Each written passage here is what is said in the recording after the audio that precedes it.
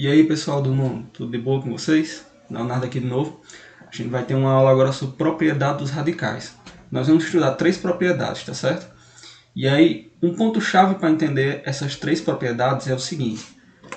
É você lembrar da transformação de um radical em uma potência, né? Então a gente tem aquela propriedade que nos diz que um radical, né? Um radical de índice n, onde dentro você vai ter uma potência de a elevado a m, por exemplo, você pode transformar isso aqui numa potência, né? Nesse caso ficaria como a elevado aqui a m sobre n. A gente já discutiu essa propriedade na aula passada. Então vamos ver quais são essas propriedades, né? Pessoal, a primeira propriedade é radical de um produto, tá certo? Quando a gente tem dentro da raiz uma multiplicação, nós vamos ver que é possível distribuir essa operação de radiciação para cada um dos fatores, tá certo? Você pode representar isso aqui, né, na forma de potência, que no caso nós teríamos o seguinte, a vezes b, tá, elevado aqui a 1 sobre n, tá certo? Lembra que esses dois números aqui, ó, eles estão aqui em cima você tem um expoente 1, né? Já que nenhum deles está com expoente, então você tem aqui um expoente 1, tá certo? E aqui nesse caso, a vezes b elevado a 1 sobre n, a gente já estudou uma propriedade da potência que nos diz que quando a gente tem uma multiplicação elevada a um expoente, você pode simplesmente distribuir esse expoente para os seus fatores, né? Então isso aqui é equivalente a você escrever a elevado a 1 sobre n multiplicado por b elevado a 1 sobre n, tá certo? Então aqui eu deduzi essa propriedade. E aí nesse caso, cada um desses termos você pode representar como raiz de a, né, com índice n, e aí isso aqui vai estar multiplicado com raiz de b de índice n, né? Então aqui você tem o que acontece quando você tem dentro de uma raiz de índice n uma multiplicação, tá certo? Vamos ver aqui um exemplo de aplicação. Eu tenho aqui raiz de 9 vezes 4. Em vez de calcular 9 vezes 4 para depois calcular a raiz, eu posso me lembrar dessa propriedade que a gente acabou de ver e distribuir essa operação de radiciação com 9 e com 4. Então você teria aqui raiz de 9 vezes raiz de 4. Lembrando que nesse caso o nosso índice n é o 2, né? Que ele não aparece aqui, mas que a gente sabe que é 2. Uma outra propriedade é o radical do quociente, ou seja, o radical da divisão, né? Você vai ter uma situação semelhante aqui, e agora a gente vai demonstrar o porquê. Novamente, você vai transformar a operação de radiciação em uma potência, tá certo?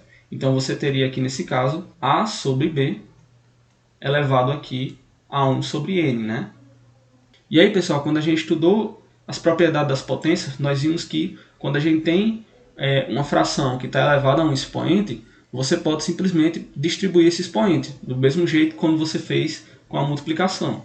Então aqui você teria, nesse caso, né, a elevado a 1 sobre n sobre b elevado a 1 sobre n. E isso aqui é equivalente a você escrever raiz de a de índice n, né, e raiz de b de índice n, tá certo? Novamente, eu tenho um exemplo aqui embaixo. Raiz de 9 sobre 4. Você pode distribuir a operação de radiciação tanto para o numerador quanto para o denominador. Então você teria aqui raiz de 9 sobre raiz de 4, né? Você poderia fazer dessa forma, ok? E aí você resolveria a raiz de 9 e a raiz de 4. Aqui nesse caso da multiplicação, por exemplo, você teria 3 vezes 2, né? Que isso aqui me daria 6 no final. Aqui no caso você tem 3 sobre 2, que aí poderia deixar assim na forma de fração, ou poderia escrever 1,5, né? Ok? Então você tem essas duas propriedades, radical de um produto e radical de quociente. Todas elas você consegue demonstrar, essas propriedades, você consegue explicar o porquê que elas acontecem, né? Transformando os radicais em potência e usando as propriedades das potências para desenvolver a conta. A nossa última propriedade é a mudança de índice, né?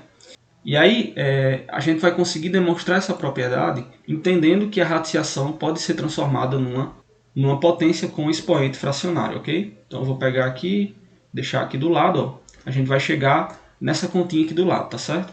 Aqui, escrevendo na forma de potência, você vai ter a elevado a m sobre n, tá certo? E aí você vai se lembrar que para obter uma fração equivalente, você pode multiplicar ou dividir tanto o numerador quanto o denominador por um mesmo valor. Então, por exemplo, a fração m sobre n, eu posso, né, multiplicar ou dividir tanto o m e o n por um mesmo número. E aí a gente vai obter uma fração equivalente. E aí eu posso escolher um número qualquer, nesse caso um número p, m dividido por p.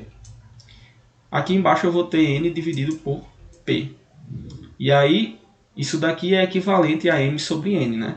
Então, a gente teria aqui no caso, ó, a elevado a m dividido por p, e aqui embaixo n dividido por p, tá certo? E aí, transformando essa potência de volta na forma de raiz, você teria essa expressão aqui. Então, né, você pode fazer essa operação aqui também. E o que é que ela é útil, né? Para que ela serve? Ela vai servir para a gente conseguir simplificar algumas, né, raízes, algumas operações de radiciação. Por exemplo, eu tenho aqui raiz décima, né, de 2 elevado a 15. Então, usando essa propriedade, eu posso dividir tanto o índice quanto o expoente da minha potência por um mesmo valor, tá certo? Nesse caso, eu posso pegar e dividir por 5. E aí eu teria aqui raiz de 10 dividido por 5, tá? 10 dividido por 5, de 2 elevado, aí você divide o expoente por 5 também. E aí você teria, nesse caso, raiz de 10 dividido por 5 daria 2, 15 dividido por 5 daria 3. Então você teria aqui 2 elevado a 3. Ok? E aí nesse caso aqui, nesse último caso, raiz de índice 4 de 3 elevado a 6. Você pode dividir tanto o índice quanto o expoente da potência por 2. Né? E aí a gente teria raiz de 4 dividido por 2, né? E de 3 elevado aqui a 6 sobre 2, tá certo? E aí você teria, nesse caso, raiz de índice 2 de 3 elevado a 3, tá certo? Então, essa é uma forma de você simplificar radicais, que é uma coisa que a gente vai fazer durante nossas atividades, tá? Então, essas são 3 propriedades que eu queria mostrar para vocês e que elas podem ser demonstradas a partir da transformação da operação de radiciação em uma operação de potenciação. Tudo bem? Então, é isso a nossa aula de hoje.